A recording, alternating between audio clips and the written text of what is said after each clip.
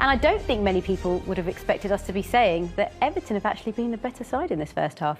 Yeah, but for a number of reasons. Obviously, you tend to be the better team if you're containing City to a 0 scoreline. But they've created chances. They played with the intensity and the level at a possession that the Everton fans require and demand. So they'll be impressed with that. But they've also created better chances. Again, they haven't controlled the tempo of the game due to, we know, City's dominance. But overall, they'll be very pleased with the whole performance. And coming into the game, Owen, there was a lot of talk about this City backlash after losing to Tottenham. But we've not actually seen the City we've become accustomed to seeing. No, City have been probably, really poor, really, for their level. I mean, as I think as an opposing player, you're scared to play Man City because on a good day they could give you, a proper poor result. So I think Everton and the crowd, they'll be delighted. I thought they played great in that first half. The effort and intensity from the players was exceptional. Especially, I thought the midfield players were incredibly important in terms of getting and putting pressure on Manchester City. You've seen the midfield three. Alan was probably the best player on the pitch. Turnovers of possession there, that's so important. And look where that leads. If they can get a better final pass or a better end product, there's a chance for them, because every time, again, Alan on De Bruyne, they're getting in really good positions, aren't they, Julian? Yeah, I think it highlights here Alan's intelligence and understanding and willingness here. Van der Beek, he's out of position slightly, but his recovery is exceptional. And again, Everton just winning the ball back and nullifying any City attack, really. Doucouré as well contributed. Again, it's just concentration, being in the right positions to predict where they're trying to go and where they're trying to pass it. And obviously, they've made it very tough. Obviously, Richarlison's been isolated at times, but you would expect that. Do you think Doucouré being back as well has made a big difference for them? Yeah, I think they need to be hard-working. They don't have that silky player that they had, that Frank Lampard was, in terms of the goals from midfield. But I think the three work incredibly hard together. And Doucouré is probably the best athlete in there. He can get it up and down the pitch. He's great defensively. So I think Frank will be delighted with the first half. And Everton have actually posed more of a threat as well, haven't they, in front of goal? Yeah, definitely. I think if they get the ball out to Gordon, I think there's chances there. We've seen him go 1v1 against John Stones and get past him and just cause problems. I think it lifts the crowd as well when you see your wingers wanting to drive. We've seen Iwobi on the other side, even though he's on his stronger right foot. He's coming inside a lot. He isn't going past Cancelo or trying to go past Cancelo down the outside. So if they get the ball out to Gordon, I'm sure that's where the threat is. You enjoyed watching Gordon as well? He's been fantastic. He has, he really is. I think he kind of epitomises what it is to probably be an Everton player, or what the fans want to see: effort, intensity, and when you get a chance, can you have the quality in the final third? I think that's the only thing that's been missing is the final third, the last pass, that little moment you see in here. A little link-up play. They keep the ball well. It's there. Play that ball in, and then you're in behind. Obviously, Gordon doesn't play it. A little bit of frustration because there's little moments there. Again, we get another one here. Great throw from Pickford. Van der Beek, just popping into him. Gordon, and he's off. And he plays a dreadful one. So there's a chance for Everton. They played really well, defended well, but they need that final end product. Yeah, and 45 minutes is a long time in a game against Manchester City. Do you expect Pep to make any changes? It wouldn't surprise me. John Stones, we've seen him play well there numerous times, but again, with the threat of Gordon and also getting forward, I think I wouldn't be surprised if Kyle Walker doesn't come on early in the second half, even at the start of the second half. And I'd also like to see Bernardo drop back. We've seen Phil, Bernardo and Raheem now change positions throughout the half, and they've all played in the middle, on the left and the right, and I think that's a sign of frustration for them and also for Pep. So I'm expected to see Jesus as well some part of the game. OK, well, let's see if there are any changes after the break as we head straight. Welcome back to Matchday Live, where Manchester City have beaten Everton 1-0. I can tell you that discussions about the handball have continued in the studio. We're going to get the thoughts of Dermot Gallagher soon as well. But I'm sure you're very pleased as a Manchester City fan and former player that they have taken all 3 points. Yeah, definitely. Again, we spoke at half-time how Everton frustrated City and how well they played in both aspects of the game, but we knew City wasn't going to be as poor in the second half, and they created chances, and there was a lot more intensive in the play and direct in regards to winning the ball back up the pitch and got a goal, not against the run of play, but unexpectedly because it was an error. And then, yeah, the decision went in favour of Man City, and I'm sure You've got a different view to that. Well, actually, let's talk about the goal that you mentioned and the error specifically, because it was Michael Keane that made the error for this one. Yeah, again, when I first seen it, I was aware that he made a misjudgment of it, but then seeing it in slow motion, I'm still unsure what he was actually trying to do. Yeah, he's come off Holgate, and obviously that's redirected it to him. And initially there, he's in control and he's recognised the danger and he's keeping an eye on Phil, but here now I'm just thinking, he's got to move his feet quicker than that. Again, me and Owen were talking. I'm still undecided what he's trying to do. I think he's just exhausted. I think he's just tired. I think he just didn't. He had a little freeze there. He's trying to clear it. He just got it horribly wrong. But I think he was probably just exhausted. Because that is like bread and butter for him to clear, get rid of. Take a touch. He'll be devastated because they defended so well. They did honestly, so well for 82 minutes. So he was just tired. He came a long way. He should have been able to deal with that quite easily, but they put a lot of energy into the game, and maybe it just showed in that moment. But I guess it is exhausting when you're playing against Manchester City. Yeah, and we spoke about it. You're going to have to defend exceptionally well, and it's not always physical; it's mental as well. You have to concentrate, and obviously then it's just a lapse in concentration that led him to make a lash at the ball. And obviously Phil Foden, credit to him, he's capitalised and read it quicker than anyone else and showed composure as well. He hasn't just lashed at the ball, which we've seen Charlison do in the first half when he had a similar opportunity. But yeah, he's took a touch and put it in the back of the net. Right, let's go to the big talking point now. The penalty claim. This is the incident. This is how it unfolded. This is Rodri. Was it a handball? Owen, you already said you think it was. I mean, I think you'd be hard-pressed to find many people that said that's not a penalty. Yeah. I mean, his arm's out. I mean, I would think, the other arm's down, the other one's up. It's not a natural movement. Yeah. Surely that has to be a penalty. Has to be a penalty. Which I get. I understand the ruling's changed from when I was playing in terms of now it being the sleeve and stuff like that, but I'm just saying that's a penalty also due to his reaction after he took that touch. Yeah. The fact that he's trying to lash it away, I've been in that situation where something's gone wrong and you're thinking, I need to get this ball away from me as quick as possible and take the decision away from me being in possession. So I wouldn't have been surprised if you give it. Right, Dermot Gallagher thought he was having a really straightforward, easy day, and then that incident happened. Dermot, please tell us what's going on, because it's very clear. Why was it not given? The view from the VAR camp is that they felt it was inconclusive of where it struck on the arm. I have to say, Simo, in my view, I'm in Owen's camp here. I think you'd be hard-pressed to find many people who will take that line. But you see there, I think the arm's out. As Owen said, he's moved towards the ball.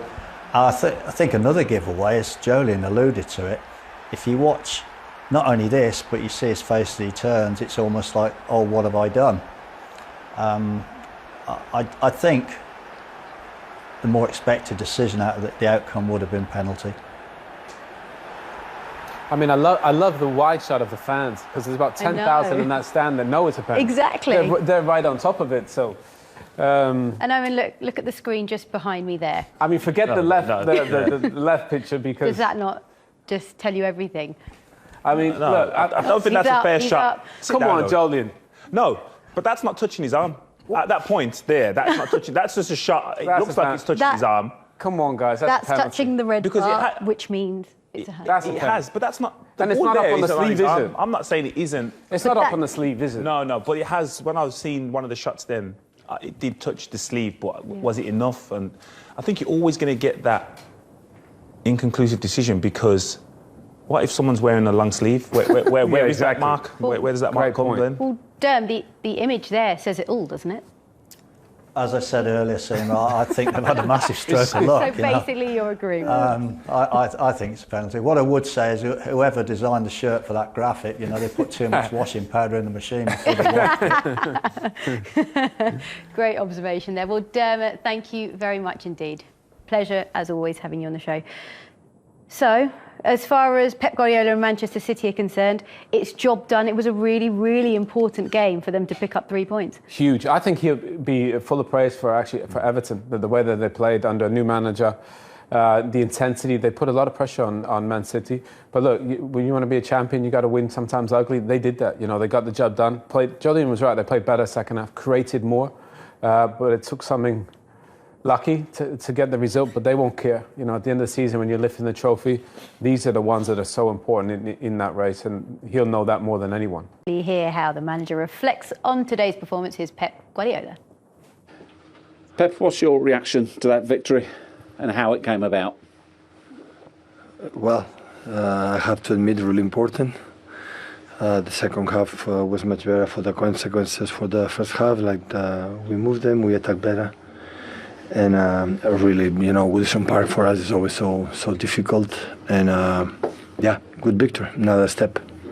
When you say it was really important, you can't really underline at the moment. It is so tight between yourselves and Liverpool. You simply got to try and win every single game. Cannot be differently. With the opponent they are. So last year's always was a big fight. And after we achieved in the Premier League, 3 Premier Leagues in the last 4 years, still being there. This is the best achievement and the biggest compliment, and move and behave and run and try to do it what we have done, and the happiness in the locker room is still right now. It's not one day, so many days being there, and that's made me so proud. How difficult was it for you today, and what made it so? It was difficult because they defend on 4-5 and Richarlison go with Rodri. They leave central defenders just with the ball. They are physicality, transitions when we orbit Doucouré, Gordon, exceptional player, and Richarlison, of course. And always it's dangerous, it's difficult, set pieces. But in general, we control. In the second half, we have chances. Not a lot because it's almost impossible. But even with that, with the smaller spaces, in the second half was much better. Was that, you're referring there to the second half, the first half, because they had that 5 in midfield, they smothered you, and that in turn makes it more difficult for you to be creative? Yeah, but listen, when the opponent decide to, the striker mark the holding midfielder and set back close to the 18-yard box, so it's difficult. So the spaces are the spaces. So if we decide to play with the keeper and don't attack, we'll be 90 minutes there without attacking. So anyone. So it's difficult when it's happened. It's difficult. But I'm not saying that because Everton make a moments that to try to jam with the wingers to central defenders. Sometimes Doucouré jam to press to Laporte. So there was a moment with they do it, and it's difficult. So we knew it. We spoke about that. But in halftime, I said, guys, you are doing really well. Be patient, and the right moment we will find the solution. You said be patient, but as the chances came and went in the second half, were you thinking, this is one of those days, for whatever reason, it's just not going to happen? Were you starting to worry? Yeah, it can happen, but you go here, we will be criticized because you didn't win. You said, okay, Liverpool's already win the Premier League, but how is the perform? How we perform?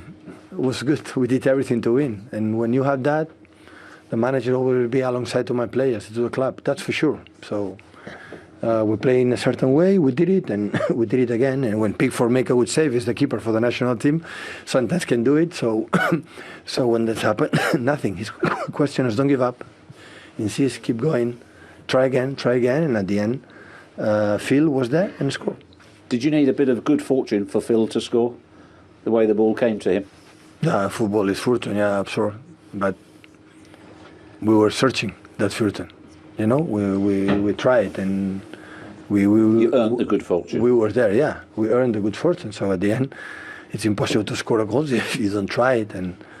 And I know how Richarlison for the second balls and the quality. So always I thought. So hopefully with Frank, Everton has a top players from my point of view. It's just to find the momentum with the right manager to keep going with this way, but the quality is there. We knew it. Now, of course, when you play in the bottom, always more difficult to be calm. But for me, always Goodison Park was so difficult since I'm here. In England, always was difficult. Today was not an exception. Did you perhaps have another bit of good fortune when VAR adjudged it wasn't a penalty and it wasn't a handball? on another day, could that have gone against you? It was offside. Really? Yeah. It was a VAR and that offside. The action was offside. Generally, that's, I was unaware of that. We hadn't been told that at all. Your seats were not good. Well, I'll have to take your word for it because we were checked. So okay. If you were Listen, I didn't see that VAR. Right? When the VAR say penalty, that's penalty. The VAR did no penalty, no penalty. So I didn't see the image. So I don't have time. You talked about how big today's victory was.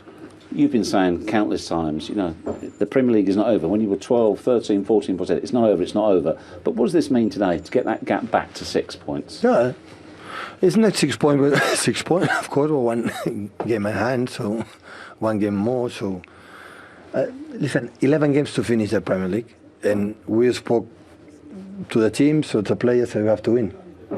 Maybe 11 to be champion right now, before 12 or maybe 10, I don't know. So we had to win a lot of games. So it's now, we don't say it's in our hands, but it's performed like we are. And I have the same feeling. So against Tottenham, against Southampton, and today, so we perform who we are. Sometimes win, sometimes don't, but when that's happened, there's nothing to say. So keep going and try to do it.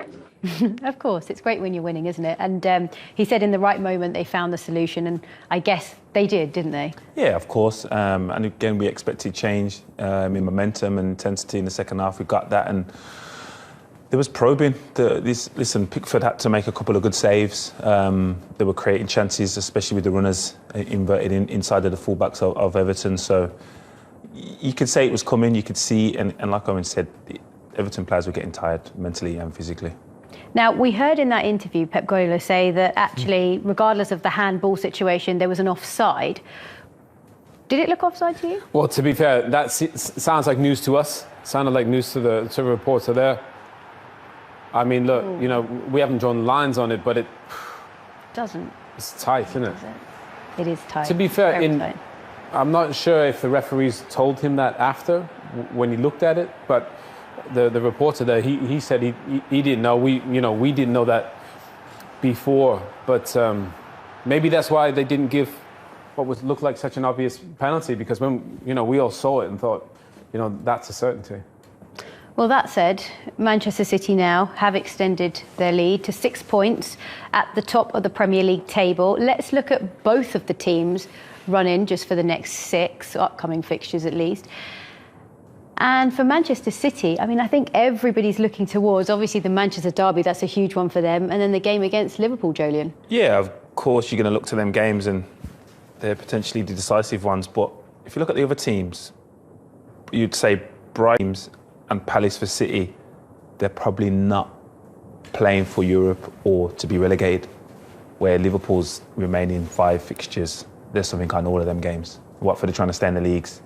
Obviously, Arsenal, United, West Ham, they're all playing for 4th, so there's a lot more on the other teams, the opposition teams, to get points. Not saying that Brighton and Crystal Palace are going to down tools, but you tend to get that stage of the season where players mentally, when their objectives is reached in terms of staying in the league, which Brighton and Crystal Palace would have achieved, then it may be an easy game to play in. So looking at them fixtures, there's no easy ones, but I'd look and rather have Cities.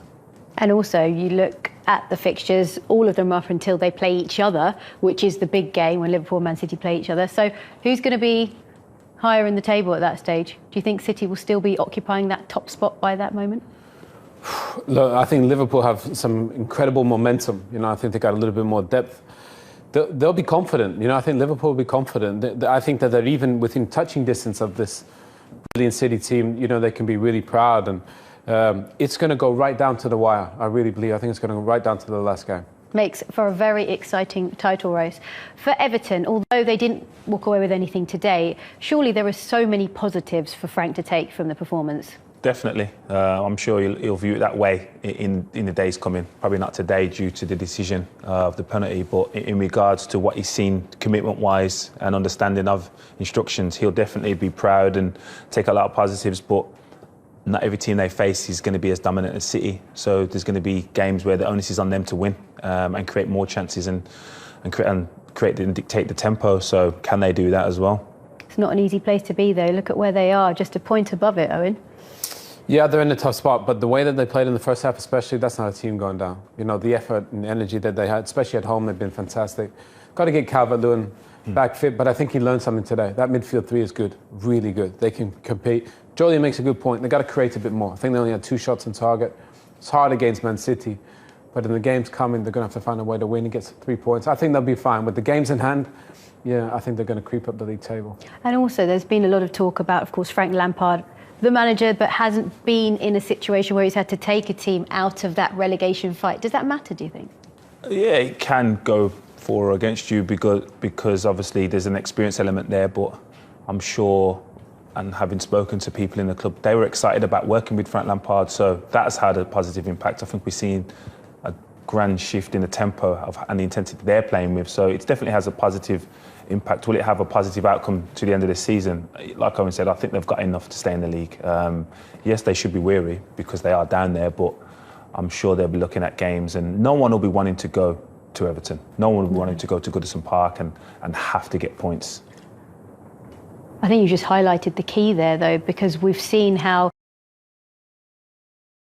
Manchester City reopened a 6-point gap over Liverpool in the Premier League with a tense win over Everton at Goodison Park. With Liverpool moving to within 3 points of City this week after the Blues lost to Tottenham last time out, Pep Guardiola was looking for a response with Liverpool not in Premier League action this weekend. Guardiola welcomed back Jack Grealish and Gabriel Jesus to the bench, but Zach Steffen and Cole Palmer both remained out. Alex Zinchenko was given a huge ovation as both sets of players and fans showed their support for Ukraine after this week's invasion of Zinchenko's homeland. On the pitch, City were far from their best, but scraped a late win thanks to Phil Foden's goal on 80 minutes. Bernardo's cross was deflected to Michael Keane, but the defender hesitated and Foden slipped in for a tap-in and sent the City fans wild.